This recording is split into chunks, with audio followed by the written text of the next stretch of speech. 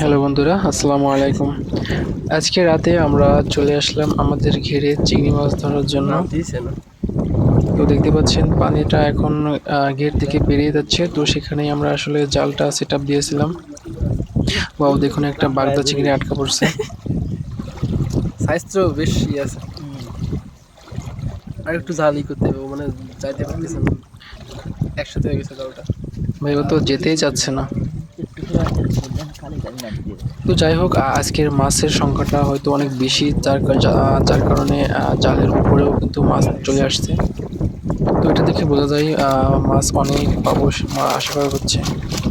Wow, দেখুন মাশাআল্লাহ, বাগদা চিংড়ি কিন্তু অলরেডি লাফালাফি শুরু করে দিয়েছে ভাই,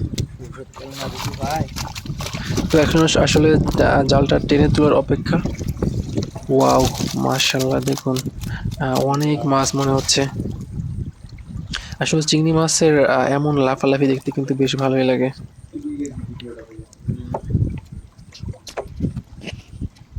মাশাআল্লাহ, বেশ ভালো পরিমাণ মাছ পাবো মনে হচ্ছে।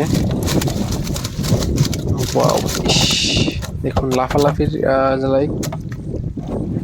ওয়াও, মাশাআল্লাহ, দেখুন অবস্থা, কি পরিমাণ চিংড়ি মাছ। তো এগুলো কিন্তু খেতেও বেশ সুস্বাদু এবং দামটাও বেশ ভালোই। তো আসলে দক্ষিণ অঞ্চলে এই মাছ কিন্তু প্রচুর পরিমাণ পাওয়া যায়।